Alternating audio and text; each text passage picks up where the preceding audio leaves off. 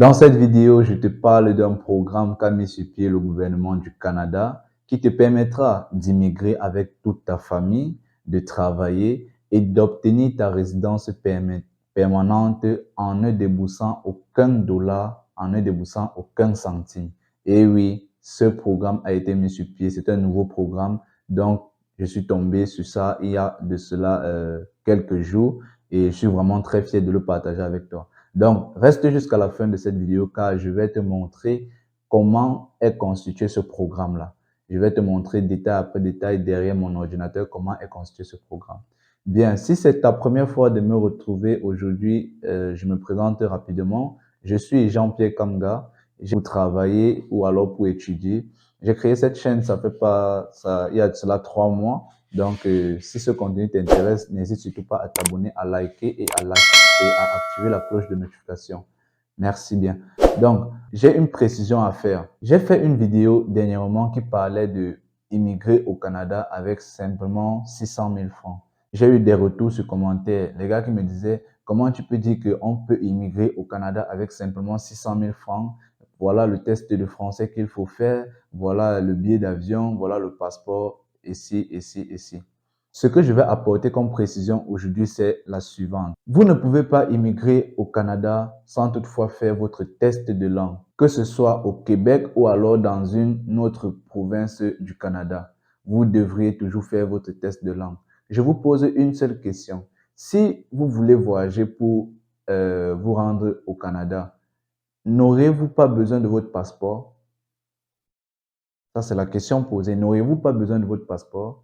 Voilà, j'espère que vous allez dire oui. Et pour avoir votre passeport, vous allez devoir débourser une somme d'argent, je crois que c'est 10 000 francs, 210 000 francs au Cameroun. Est-ce que ce montant d'argent-là, tu vas considérer ça comme un document? Est-ce que ce montant d'argent-là, tu vas considérer ça dans la procédure? Jamais, jamais. La vidéo précédente, j'ai dit 600 000 francs. Les 600 000 francs, ce sont les 600 000 qui vont permettre à payer le programme qui a été mis sur pied. Or, dans ce programme-ci, vous n'avez aucun montant d'argent à payer. Dans ce programme-ci, c'est 0 francs. Donc, si on va vous demander, dès qu'on vous demande les documents, vous devez vous rassurer de fournir votre test de langue que vous allez payer, bien sûr. Vous devez vous rassurer d'avoir votre passeport. Après ça, si vous avez un contrat de travail et que votre patron ne paye pas peut-être le billet d'avion, vous devez vous rassurer de payer ce billet d'avion. Dans le contrat de travail, la plupart des temps, les employeurs s'occupent de vous accueillir, de vous loger et de faire votre procédure au complet une fois que vous avez obtenu votre contrat de travail. Ça, c'est le rôle de l'employeur. Cette vidéo va être longue. Restez jusqu'à la fin car nous allons voir des éléments très, très importants.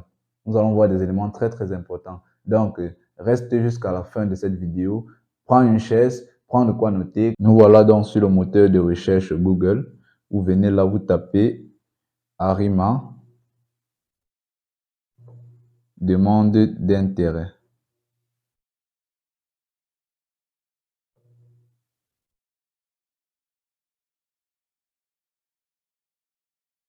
Demande d'intérêt, vous tapez. Vous allez venir remplir une déclaration d'intérêt à immigrer au Québec. Donc, le programme, en fait, c'est ça ici.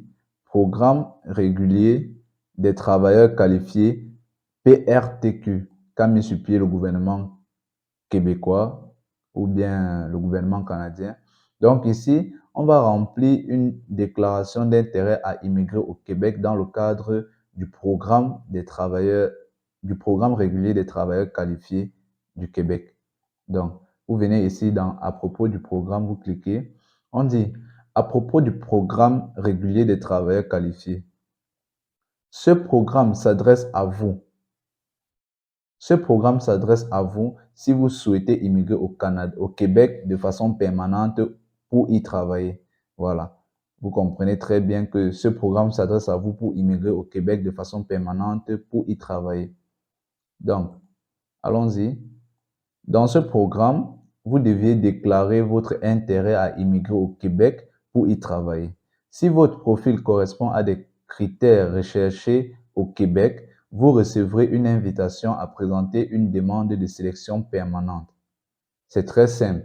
Donc ici, vous montrez aux Québécois que vous avez l'envie de venir travailler chez eux en tant que résident permanent. Donc, vous allez remplir ce formulaire. Donc, ici, c'est beaucoup plus pour remplir le formulaire, remplir toutes vos informations et puis la sélection va se passer. Si vous êtes sélectionné, si un employeur tombe sur votre profil, vous pourrez être sélectionné comme ça et puis obtenir votre résidence permanente et immigrer pour travailler directement.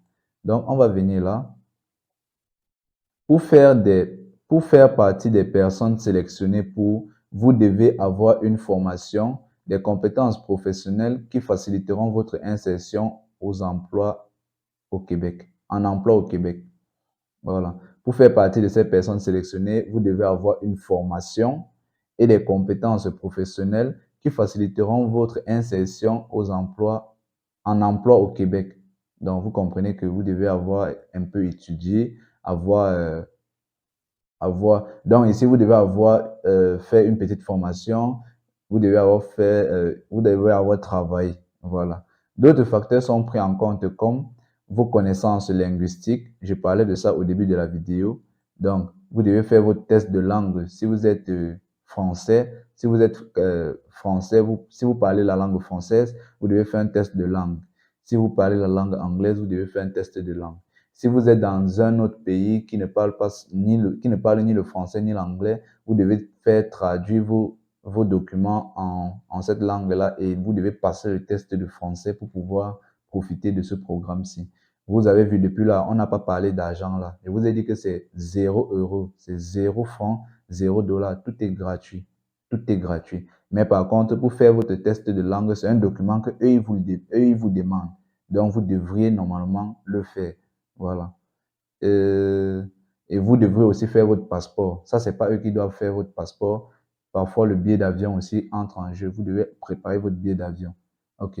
Votre âge. On dit d'autres facteurs sont pris en compte comme votre test de langue, votre âge, les, les caractéristiques de votre conjoint. Donc ici, si vous êtes marié, c'est important, ça va jouer à votre avantage. Si vous êtes célibataire, bon, si vous avez une conjointe de fait, ça veut dire tu es célibataire comme ça, mais tu as peut-être ta copine avec qui vous vivez déjà, ça fait peut-être 1 an ou bien 6 mois et tout et tout. Peut-être que vous avez un enfant, c'est ça une conjointe de fait ou un conjoint de fait, et puis ça va faire l'affaire. Donc, la présence d'un enfant, si vous avez un enfant, ça augmente vos points. C'est un peu comme un programme de sélection en fait. Ces facteurs et leurs critères sont évalués à l'aide d'une grille de sélection PDF. Donc, ce programme-ci a été mis sur pied pour sélectionner, donc a été mis sur pied pour inviter ceux qui sont intéressés à travailler au Québec à postuler en remplissant leur profil dans la plateforme Arima.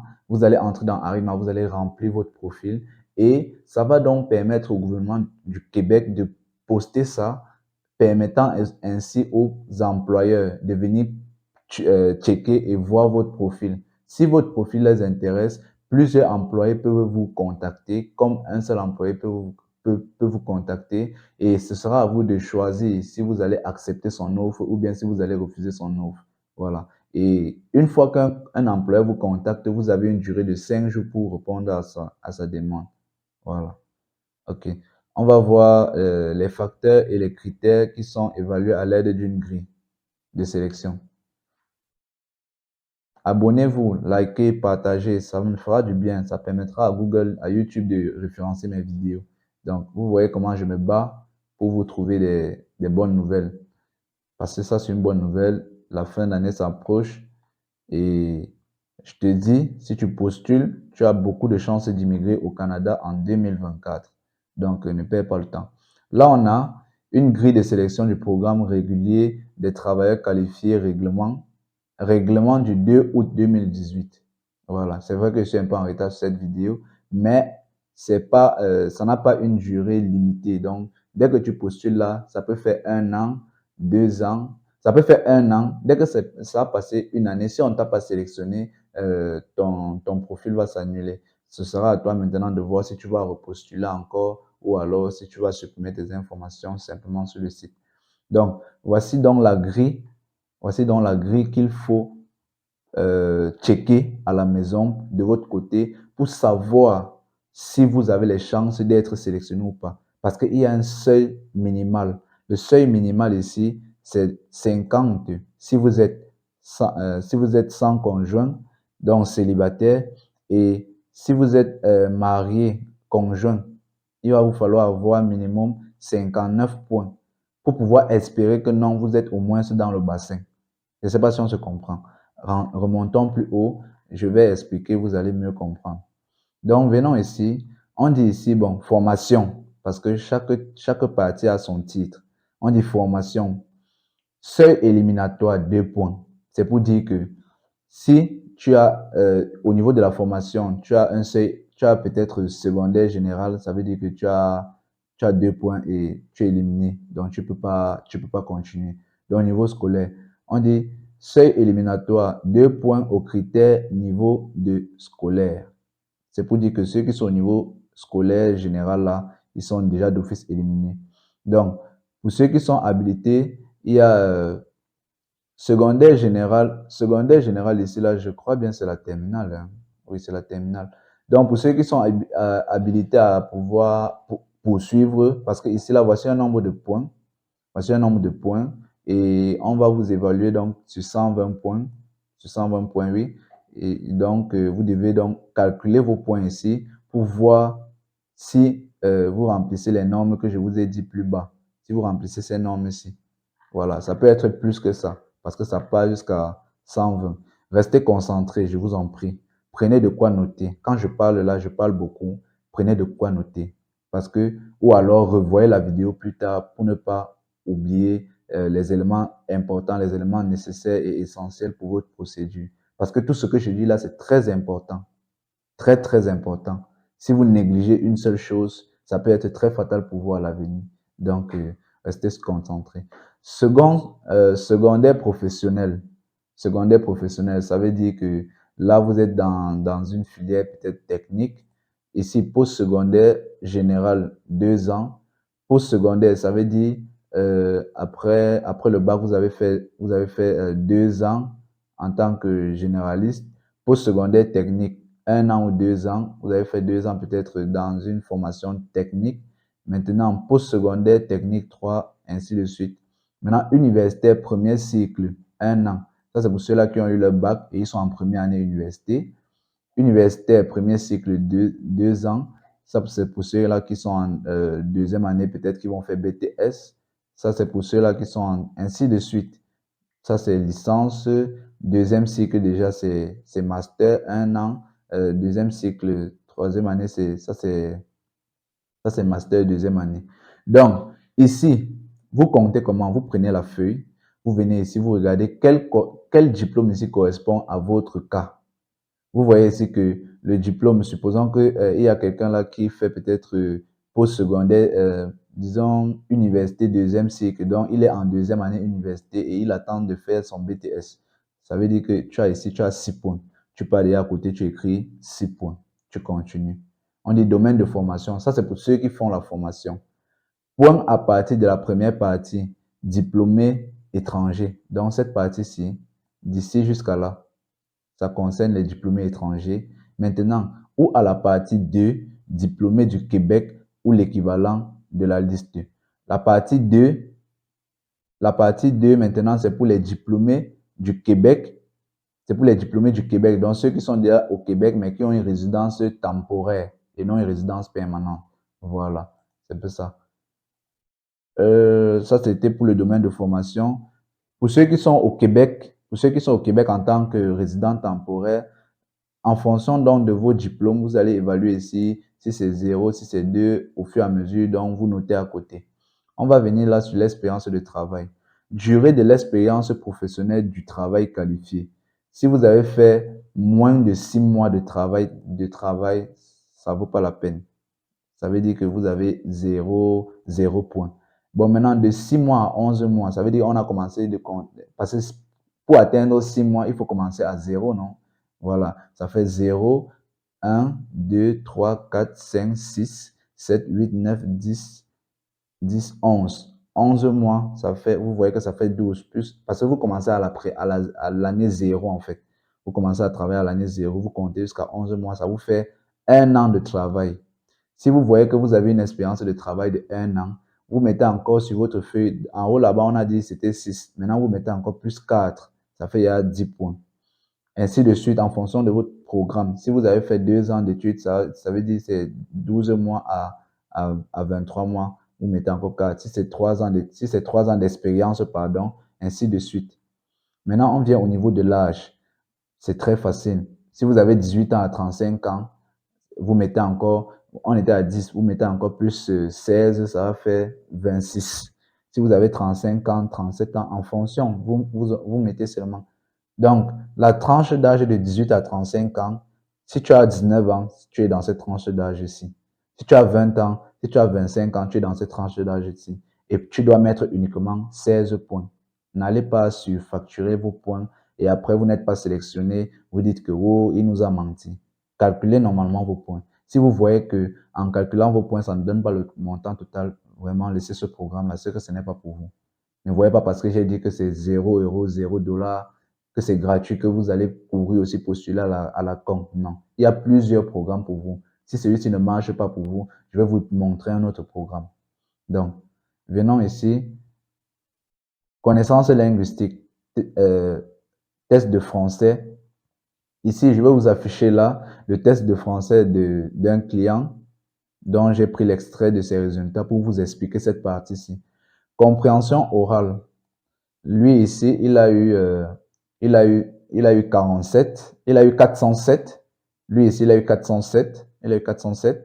Maintenant, sur la compréhension orale, pour comprendre cette partie-ci, vous allez venir sur Google, vous tapez niveau, niveau de points sur le test français. Et vous allez venir ici en bas sur TCF Canada, France et Éducation internationale. Vous cliquez dessus. Vous venez là.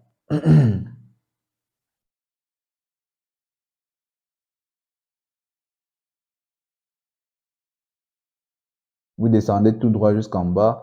On va vous dire ici, le TCF Canada évalue 6 niveaux de compétences du français définis en référence du cadre européen commun de référence pour les langues du Conseil de l'Europe. Donc ici, nous avons là, non, on va venir ici en bas, c'est les résultats là. Quel niveau doit-on atteindre pour obtenir des points? Les niveaux requis en compétences linguistiques pour les démarches d'immigration vers le Canada sont détaillés sur le site de IRCC. Voilà. Dans votre dossier d'immigration, vous devrez reporter ces résultats grâce au niveau de compétences linguistiques canadien. Ça, c'est le NCLC, niveau de compétences linguistiques canadien. Voilà. Donc, ici, c'est pour vous dire quoi? Lorsque vous faites votre test votre TCF Canada, on va vous donner les notes sous forme de points.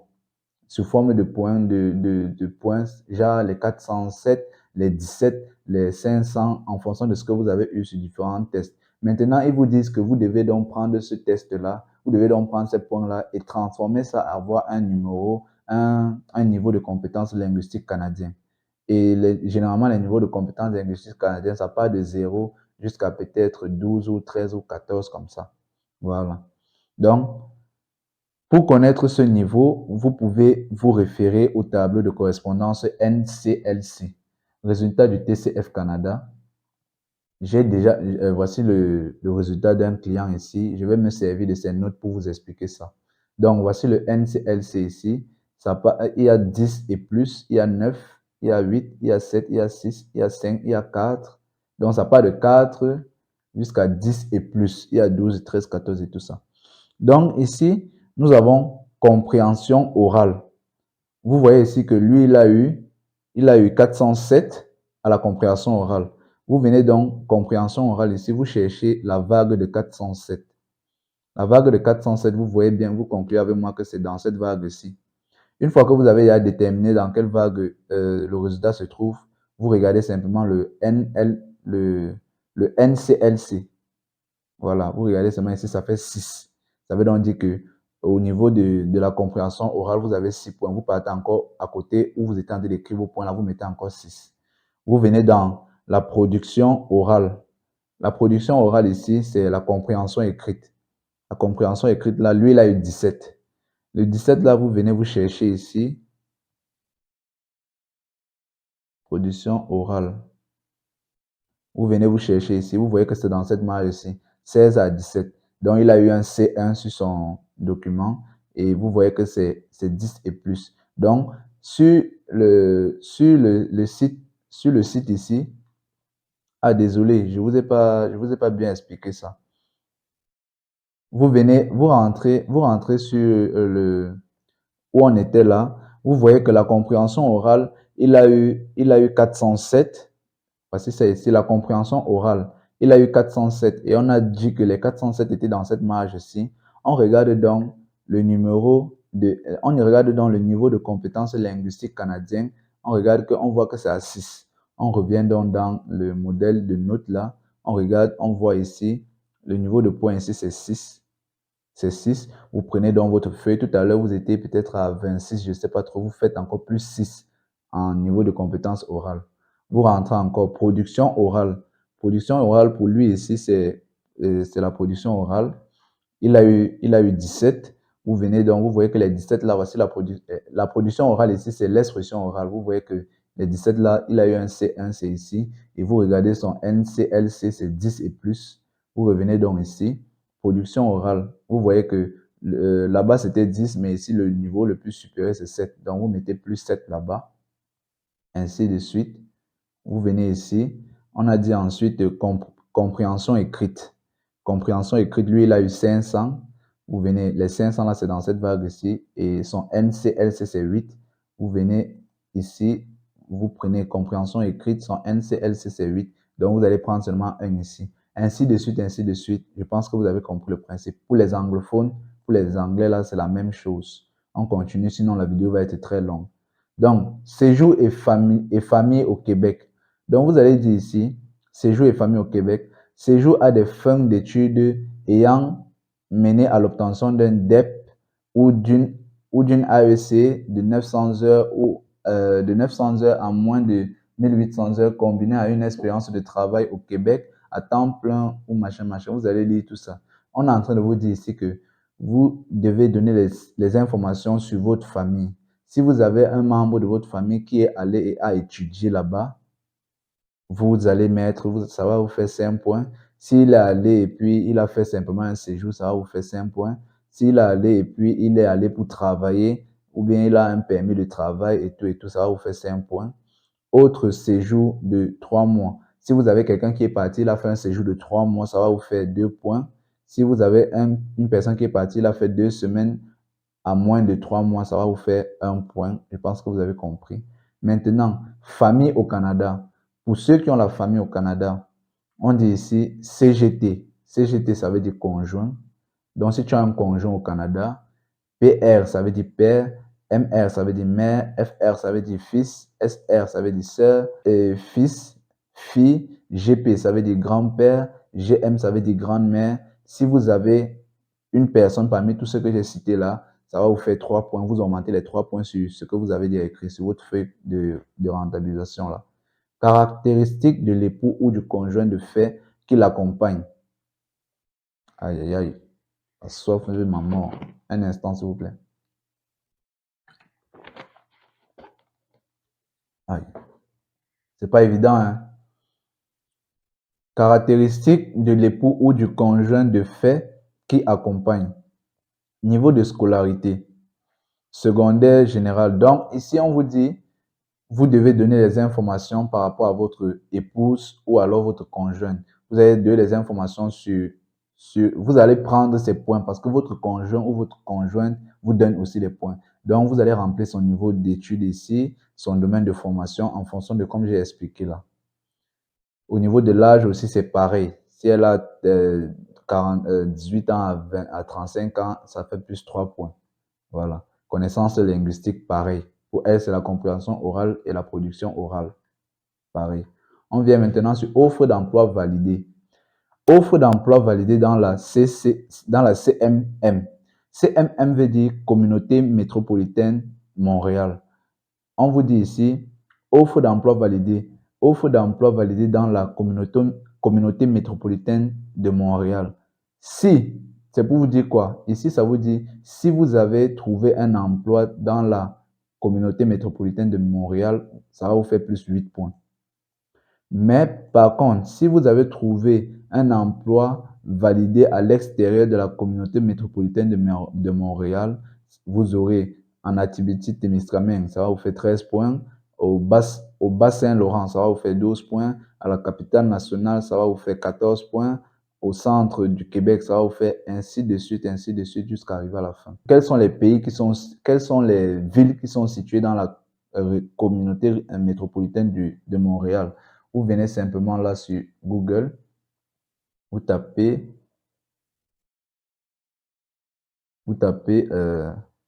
Communauté métropolitaine de Montréal. Vous cliquez sur territoire et municipalité. Vous venez là. Tous ces pays-ci que vous voyez là, toutes ces villes-ci que vous voyez là, ce sont les villes qui font partie de la communauté métropolitaine de Montréal. Voilà. Donc, si vous trouvez un emploi dans cette ville-ci, ça veut donc dire que vous allez aller sur votre feuille, vous allez simplement augmenter plus 8 points. Si vous trouvez un emploi dans la communauté, à l'extérieur de la communauté métropolitaine de Montréal, en fonction donc de la ville maintenant, vous allez venir prendre le point correspondant et mettre sur votre fichier. 8 points maximum. Vous devez avoir 8 points maximum ici.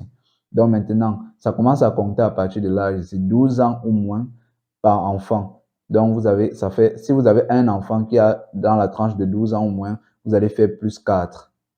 Voilà. Si vous avez un enfant qui a dans la tranche de 13 ans à 21 ans, ça va vous faire plus 2. Vous mettez toujours sur votre liste. Capacité d'autonomie financière éliminatoire, signature de l'engagement. C'est pour vous dire quoi ici? Même malgré le fait que tout est gratuit, vous devez quand même prouver, même malgré le fait que l'employeur va se charger de gérer toute votre procédure, vous devez quand même vous rassurer que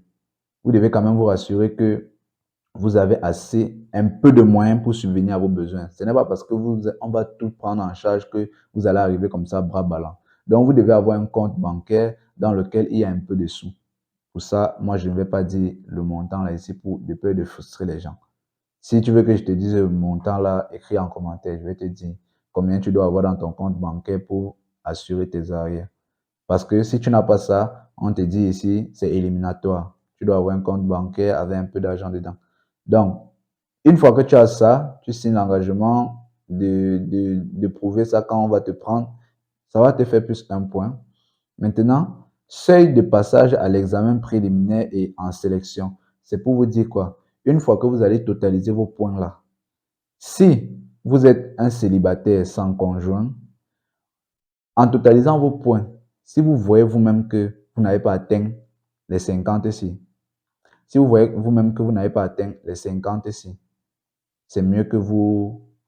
Si vous voyez que vous n'avez pas atteint les 50 ici, c'est mieux que vous laissez le programme. Or, si vous avez totalisé vos points et vous voyez que vous avez atteint les 50, ça veut donc dire que vous allez être soumis à l'examen préliminaire. Si vous êtes marié ou alors vous êtes marié, vous devez dépasser les 59 points. Si vous ne dépassez pas les 59 points, vous ne pouvez même pas être sélectionné. Donc, c'est un peu ça. Maintenant, on va rentrer simplement sur le site là. On va rentrer sur le site. La vidéo va être longue parce qu'il faut que je vous montre comment ça se passe exactement. Remplir une déclaration.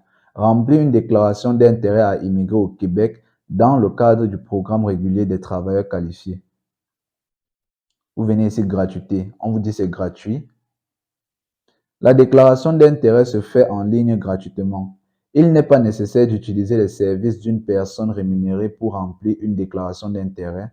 Si vous choisissez qu'une personne vous présente et que vous la rémunérez, assurez-vous qu'elle fait partie des personnes autorisées à le faire par la ou le ministre de l'Immigration, de la francisation ou de l'intégration. Pour plus de détails, consultez la page suivante. Conditions. Pour déposer une déclaration d'intérêt, vous devrez avoir 18 ans ou plus. Vous devez avoir l'intention de résider au Québec. Vous devez avoir l'intention de travailler au Québec dans un emploi que vous êtes capable d'occuper. Je pense que quand je lis là, vous comprenez assez. Validité. À partir du moment où vous déposez votre déclaration d'intérêt, elle reste valide pendant 12 mois. C'est ce que je disais là tantôt. Vous n'avez pas reçu d'invitation à présenter une demande. Si vous n'avez pas reçu d'invitation à présenter une demande de sélection permanente pendant cette période, votre déclaration d'intérêt deviendra invalide. Vous ne pourrez pas la prolonger ou la renouveler, mais vous pourrez en créer une nouvelle gratuitement si vous le souhaitez. Les informations que vous avez inscrites dans votre première déclaration d'intérêt seront retranscrites dans votre nouvelle déclaration. Vous pouvez aussi retirer votre déclaration d'intérêt à tout moment. Donc, une fois que vous avez téléversé, vous pouvez modifier, vous pouvez retirer à tout moment et vous pouvez faire de ça ce que vous voulez. Informations à fournir. Vous devez fournir les informations suivantes dans le formulaire de déclaration d'intérêt. Renseignements personnels, coordonnées, situation familiale, statut au Québec, scolarité, parcours professionnel. Si vous possédez une offre d'emploi validée par le ministère de l'Immigration, de la Francisation, de l'Intégration, la connaissance du français et de l'anglais ou bien de l'anglais, autres informations complémentaires. OK. Vous devrez également fournir des informations sur votre conjoint ou conjoint qui vous accompagne dans votre projet d'immigration ou sur vos enfants, qu'ils vous accompagnent ou non. Donc, si vous avez un enfant, qu'il vous accompagne ou pas, vous devez mettre ces informations là-dedans. Donc, votre conjoint ou conjoint peut aussi remplir sa propre déclaration d'intérêt, mais vous devez le signaler dans le formulaire. Un enfant de moins de 18 ans ne peut pas remplir sa propre demande d'intérêt, DIC demande d'intérêt. Vous devez l'inclure dans votre formulaire de demande d'intérêt à la section situation familiale. Vous pouvez mettre à jour votre formulaire de déclaration d'intérêt à tout moment, même une fois que vous l'avez déposé. Donc, j'ai dit c'était modifiable. Les documents suivants pourraient être utiles pour remplir votre déclaration d'intérêt. Résultats de tests de français et d'anglais acceptés par le ministre de l'Immigration, de la Francisation et de l'Intégration. Donc, vous avez besoin de votre TCF Canada. Évaluation comparative des études effectuées hors Québec. Quand vous avez effectué vos études en Afrique ou alors à l'extérieur du Québec, vous devez faire ce qu'on appelle une évaluation comparative de vos diplômes. Vous allez me demander que où est-ce qu'on fait ça? Vous allez sur Google, vous tapez WES, W-E-S. On va vous montrer dans ce site-là comment faire votre déclaration, votre évaluation comparative de vos études. Une fois qu'on vous donne ça, vous les gardez. Offre d'emploi validée. Donc, vous devez obtenir une offre d'emploi validée et vous devez être diplômé. Vous allez me demander comment participer à sa déclaration d'intérêt. Là, je vais vous faire ça dans une autre vidéo. Si vous êtes intéressé parce que la vidéo est déjà très longue, comme vous avez pu le constater, si je fais cette demande, si je crée ce compte et que j'effectue cette demande dans cette vidéo, elle va être très longue. Donc déjà, pour me montrer que tu es arrivé jusqu'à ce niveau-ci, que tu as vu toute la vidéo, laisse en commentaire, s'il te plaît, Jean-Pierre Kanga, je veux que tu me laisses, je veux que tu crées le compte et que tu me montres comment est-ce qu'on soumet notre document, comment est-ce qu'on remplit notre profil, comment est-ce qu'on remplit notre demande d'intérêt pour travailler au Canada. Laisse-moi en commentaire et avant de laisser en commentaire, rassure-toi que tu t'es abonné, que tu as activé la cloche de notification pour ne pas rater de mes prochaines vidéos. Ensuite, tu peux laisser en commentaire car je vérifie toujours. C'est comme ça que la communauté fonctionne. Voilà, merci bien. On se capte pour une prochaine vidéo.